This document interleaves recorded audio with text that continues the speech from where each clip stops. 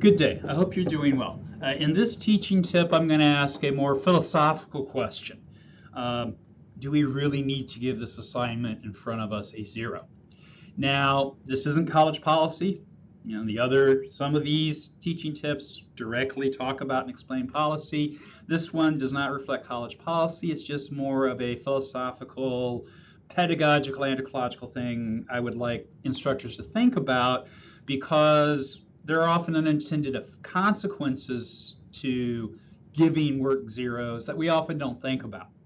Oddly, there's nothing in our governing documents about assessment other than that we have to do it. Both CBAs, either the NTT or the TT1, say nothing about it, except that it should be done as part of your job. And the catalog doesn't specify everything other than giving you the range of grades that you can provide, and then some suggestion as to what they should mean.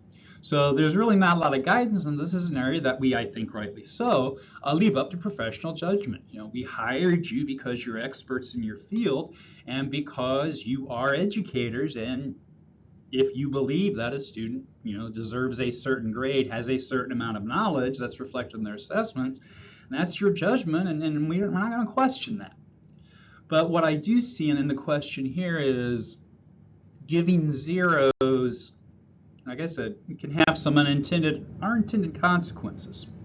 Now let's start off by thinking about, what are the basic cases that we give a 0? And in my experience, both as a teacher and an administrator, I've learned that myself and my colleagues typically give 0s if something's not turned in. Can't grade it if it's not there, or if it's late. 0s are often given if it doesn't meet the assignment criteria. They didn't do what you asked them to do. Really, really bad work I've seen given 0s, and as I'll talk about in a minute, have given 0s to in the past.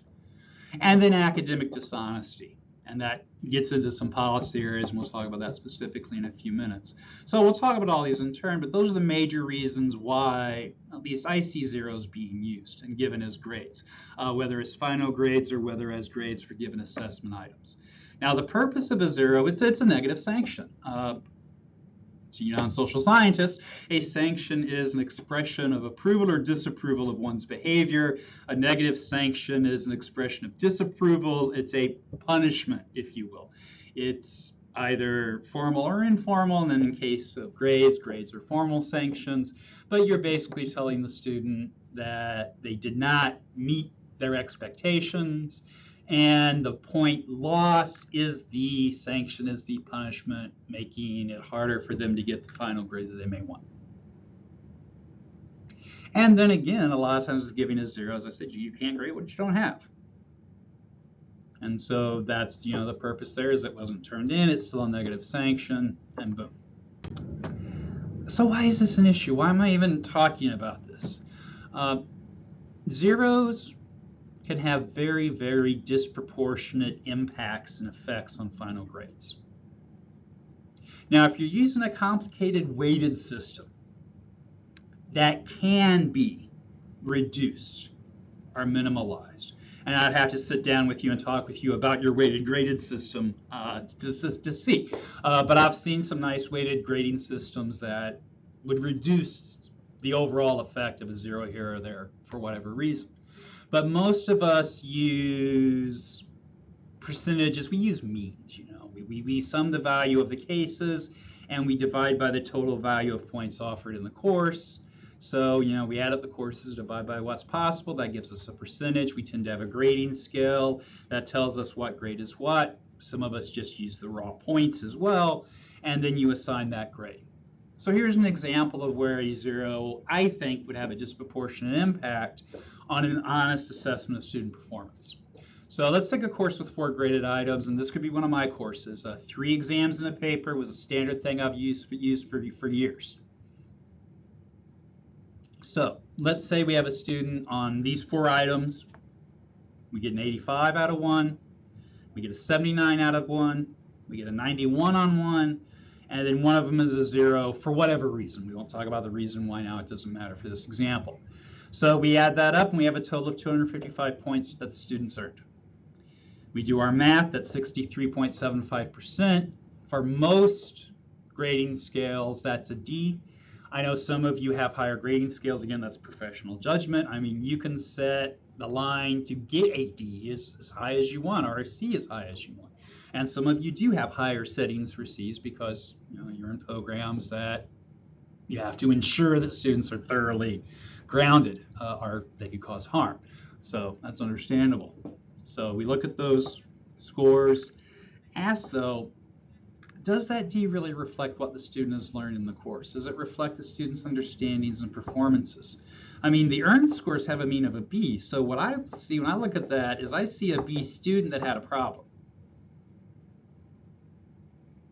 So does that problem or does that reason for that 0 deserve dropping what would probably be a B, maybe a high C, maybe a B minus, maybe a C plus, assuming they performed on that assessment in line with their others, and it's not dishonesty or something like that? Is it worth it? Does that really reflect the student's true learning outcomes? If your answer is yes, then your answer is yes. But oftentimes the answer is no. And in the case I presented here, I really doubt a 63% is a good reflection of what the student knows. So thinking about appropriateness. When's it appropriate? And for these reasons that we give zeros. Is it appropriate if an assignment isn't turned in? Absolutely. I mean, you can't grade what you don't have. And this is probably the most common reason that I've given zeros. I know of faculty that have given zeros, or I've seen zeros in grade grievances and all of that. You can't grade what you don't have. A 0 is a fair assessment if there's nothing to assess. However, I mean, unless we're after the end of the term, though, I would suggest, checking in on that student and see what's going on and see why that assignment wasn't turned in. There may be a good reason, there may be no reason, but you may want to contact that student and actually try to get that work turned in. Even as we'll mention in a second, you're assessing a penalty on it, at least have them turn it in because, one, you'll get some sort of assessment and understanding of what they know of that portion of the course. And then two, they will learn what you expected them to learn by going through that assessment process. If it's not turned in, you just give it a 0 and move on, then that student, has a big gap in their understanding of the course because they didn't go through that assessment that you had set up. So yeah, if it's not turned in, a 0 is fair. But if you have time, it's wise and kind to reach out and try to figure out what happened, what was going on, try to get that work completed and turned in and assessed, even if it doesn't get a potential of getting full points. And again, this brings into late. I know a lot of instructors have rules on their syllabus that they don't accept late work. I've reviewed your syllabi, I've seen the rules, and again, that's your professional judgment. I'm not going to tell you not to do that or to do that, but think about it if you're doing that. I would suggest thinking grade deduction, not elimination, because if it's late, they've still done the work, they just do it in the same time frame as the other students. Now, you punishing them by reducing the grade, by taking a deduction is more than fair because the other students turned their stuff in on time. The student did the work, but didn't get it in on time. Yeah, they deserve a ding, but do they deserve a 0? Because they've done the work. They've gone through that assessment. You've got something to assess to help them to understand how much they know about this. So a 0 may or may not be inappropriate. Again, if a grievance came up and that's your syllabus policy, the dean's office is going to support that. But again, philosophically or pedagogically, think about whether that is really the appropriate response and whether an elimination is a reduction is a better sanction than complete elimination. It'll have less of an impact on the final grade. The student will still get a sanction, but it won't be one that may completely destroy that course experience. Bad work, graded on its merits. But even awful work is rarely indicative of no learning at all. And this is where I've got a lot of sympathy for giving bad grades and zeros to really, really bad work. Because sometimes as instructors, we put so much into our class, we care so much about our students, we're building them up, and then we get something lousy, and we can even take that as a personal insult. It's like, man, after everything we've done and done as a class and I've done with you and all that, and you give me this? And I think sometimes that negative emotionality that we experience gets reflected in the grading, and it shouldn't. We should be grading based on merits and policies. So if it's really bad, it's probably not worth the 0. Now it can be worth a very low grade, but there's probably something in there that indicates learning. And you may need to spend a little more time with the assessment object to see what the student is showing in terms of learning and accomplishment of learning objectives and outcomes. So consider that instead of just an outright 0. That being said, in my 30 plus years of teaching, I've given 0s on awful work, and there's one case that I think I was completely justified, and looking back, I wouldn't change.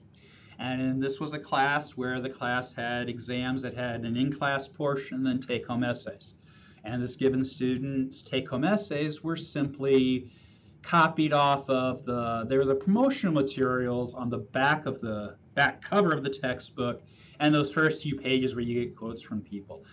I don't know what the student thought they were doing.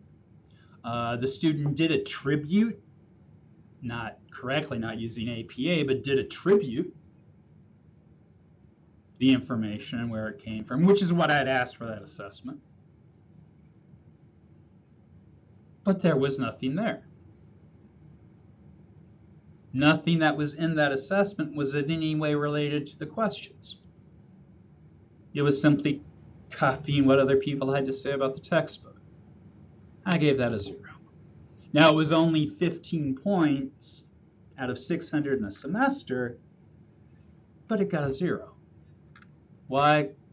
Because it was lousy work. It didn't quite meet the level of academic dishonesty, and I didn't go that way with it, but it was just work that was so lousy that it didn't even address the question, and there is no way I could ascertain if that student understood anything about that issue. So when you get those really bad pieces of work, and we all do, there is that hesitation, but again, put it down, grade the rest of the stack, come back to it the next day, and look for something, look for what the student has learned. Often in my own grading processes, I go through, especially written assignments, twice. The first time I go through looking for what I expected, and honestly being more critical, looking for things they missed, looking for things they got wrong, as well as what they got right. But then in that second read, I go back and say, okay, this is what I said the first time. Then I go back and say, did I miss anything? Are there things here that I should be awarding credit for that I missed the first time for whatever reason? Again, that's me, that you don't have to do it that way. But again, my point is awful work is rarely deserving of a 0. In some cases it is. But be careful and think hard before you assign that, especially if it's a high stakes assessment, especially if it's a large points assessment, because then you're going to have a real effect on that final grade.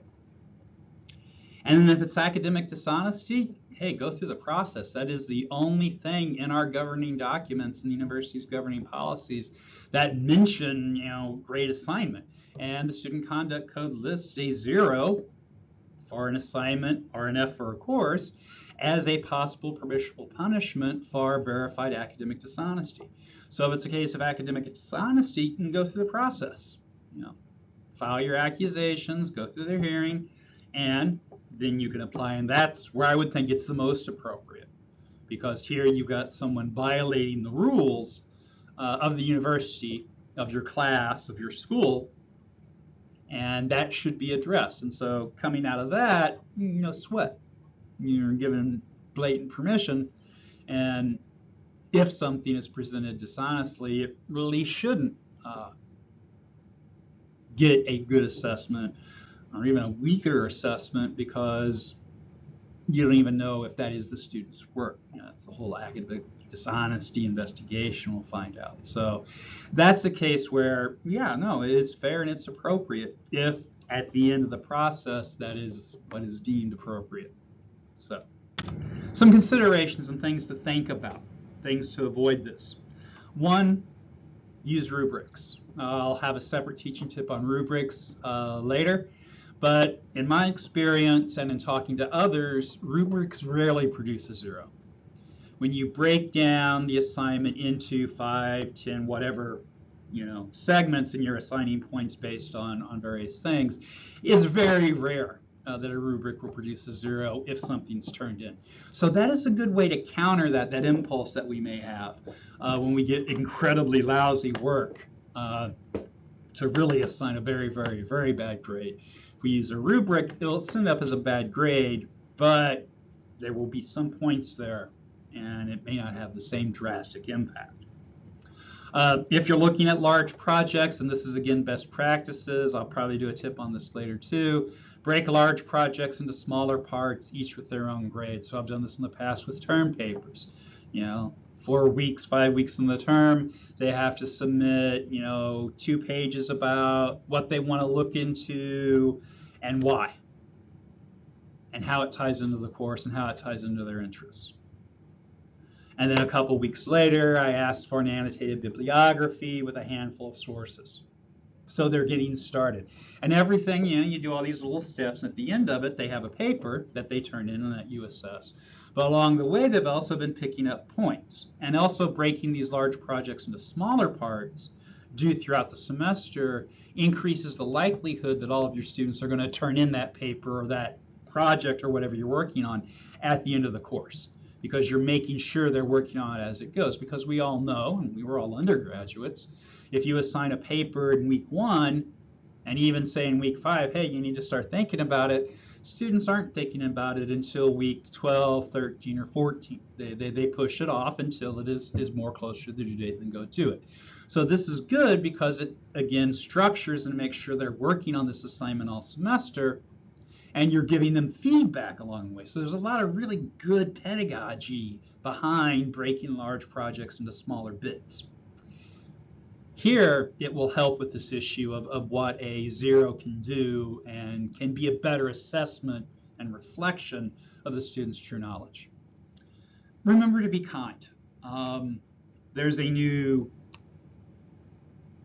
direction that we're seeing called the pedagogy of kindness, and how simply treating our students as human and being kind in our approach to them and our approach to grading in general does an incredible amount to build community in the classroom, build rapport between professor and students. And again, when we stop to think about it, I guess it depends on your moral outlook of the universe, but being kind is the right thing to do. I mean, it doesn't hurt you to be kind. Especially in the context of interacting with students, particularly in the context of applying negative sanctions to students. So be kind. Think holistically. Again, I've been saying throughout this, does this reflect the student's overall knowledge? The final grade should reflect the student's overall achievement of the student learning outcomes that you listed on your syllabus. Now, again, we assess that through assignments and points and all of that, but when you have these issues, stop to think. Think holistically about the student's work. And remember, and again, this is university policy, this is where grievances can emerge, what you do for one, you do for all. Just like I did with my kids, I know a lot of you do with your kids if you have them. If you do it for one student, you have to be willing to do it for all students. So do it across the board when these things arise. Otherwise, that does give people grounds for a grievance if you gave one student an opportunity, say, to turn something in late with a penalty, but did not give a different student the opportunity to do the same thing. That second student has a grievance because they can say, look, even though the syllabus says no late work, Professor Smith let Johnny turn his third assessment in late, why can't I? and that's a grievance, and that's a grievance that may not come out in favor of the instructor if you're clearly treating individual students in your class differently. So just remember that.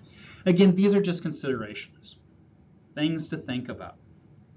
Zeros have a strong impact on grades, so just be double sure before you apply one that that's what's needed. Now, that being said, sometimes that is what's needed and sometimes that is what's deserved. But I think as faculty, and I'll include myself, sometimes we can be a bit quick on the trigger to drop that 0. And I think before you do so, or I just ask before you do so, to give it a little consideration and make sure it is the appropriate grade, not just for the piece of work that we're thinking about, but for the student's overall holistic learning and achievement in the course. Thank you and have a great day.